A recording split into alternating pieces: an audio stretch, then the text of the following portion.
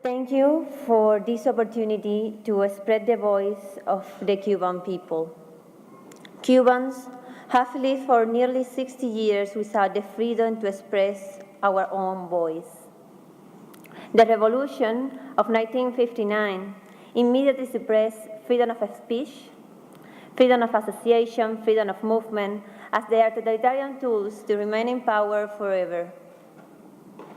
These suppressions came with the repression and the violence, as illustrated by the long list of extrajudicial killings perpetrated by the Cuban authorities. In this moment, I would like to take a second to remember and honor the memory of Orlando Zapata Tamayo, political prisoner dead exactly 5 years ago during a hunger strike in a Cuban prison. My prayers are also for the 4 innocent pilots from the organization Brother to the Rescue, shot down in international waters by the Cuban military on February 24th, 20 years ago. Now, in February 2016, the same violators of human rights are still ruling on the island. Even more dangerous, this corporative and military elite is involved in a fake transition, not to democracy, but to legitimize their total control upon the Cuban society, with a renewed image for the international public opinion in order to attract foreign investors and financial credits.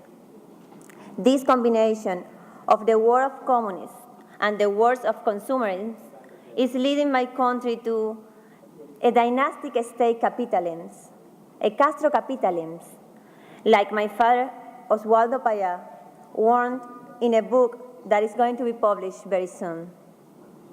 It is a system where the historical generation and their descendants have monopolized all the economic resources of Cuba, while they keep sequestered the political sovereignty of our citizenry, condemning an entire people to the economy and social scarcity, because the absence of human rights prevents Cubans from managing themselves.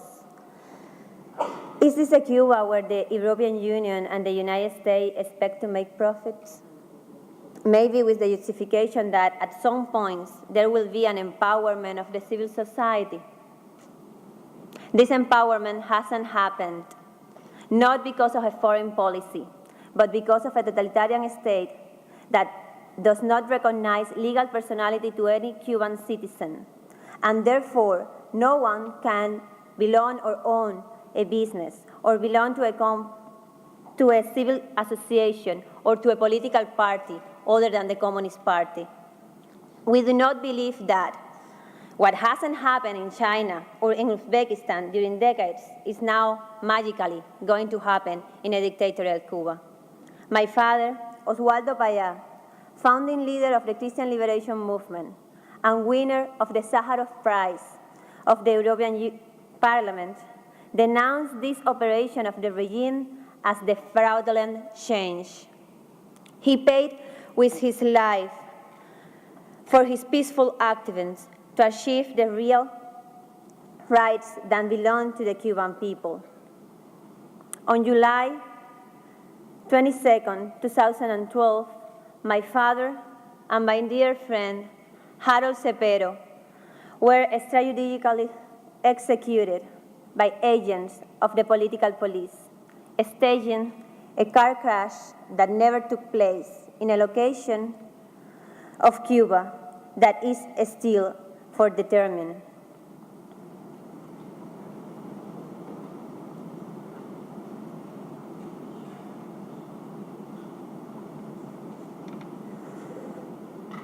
Not satisfied with this double crime, my family was threatened to death and forced to exile in order to carry on with more safety our life and our struggle for a free Cuba.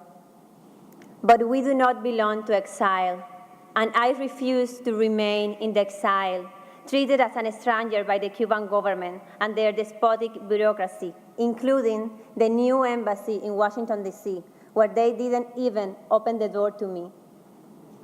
Next February 29, my father would be 64 years old.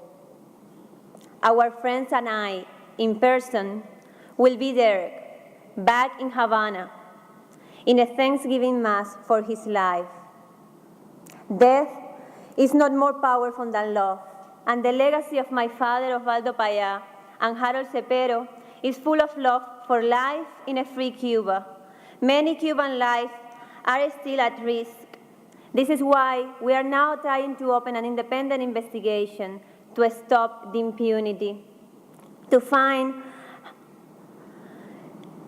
out how my father, Osvaldo Payá, and Harold Cepero were murdered in Cuba. And a special report was released by Human Rights Foundation, where all evidence indicates that this was a crime against humanity, with the involvement of the Cuban authorities. We'll never give up on justice, because we deserve justice, and because there cannot be reconciliation without the recognition of the whole truth. And a nation that pretends to forget the violence against its innocent people will remain a captive nation. And it will be a nation condemned to suffer such a violence over and over again. Sadly, Cuba is now the country that many Cubans do not want to experience. My people are selling their houses to escape to Central America, or boarding in a raft to reach United States. But I'm not here just to tell you about our tragic history. I'm here to ask you to support the Cuban people in our struggle to change our history. Today, it is my honor to be part of the Latin American Youth Network for Democracy.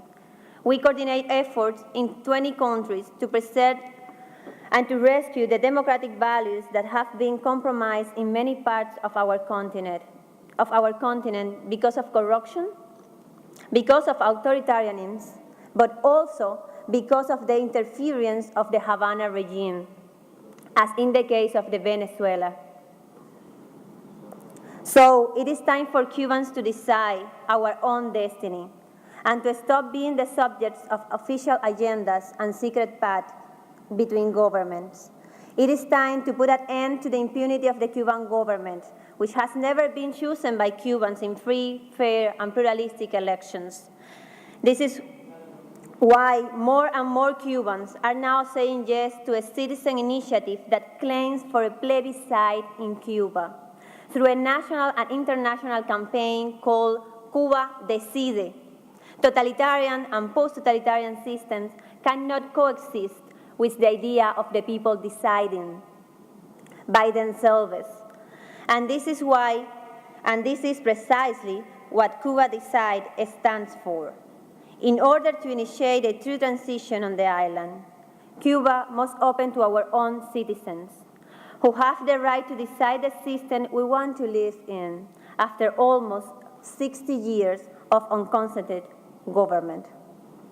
In this, we need all your support to spread the liberation message of Cuba Decide and for all Cubans finally to decide our own future.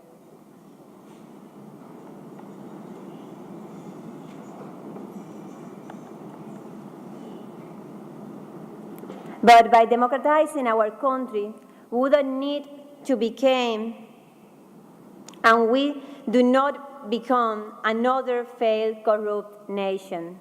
This fatalism is another fallacy of the regime, a lie repeated by many academics from the free world. Let me tell you that, as a young Cuban woman, me and many like me, we are now struggling to live and love in a decent, inclusive, and prosperous 21st century society. Please join us in this effort to return sovereignty to the citizenry, to give power to the people and not to the powerful. The last iron curtain must fall, and it must fall now. Freedom is indivisible, and when one man is enslaved, All men are not free, said President John F. Kennedy in his speech at the Berlin Wall. Dictatorship do not have political colors. They are just dictatorships, said my father, until his life was taken from him and from all Cubans. Dear friends, the Cuban people are not a monolith to the image and likeness of the Communist Party, the only one legal according to the current constitution.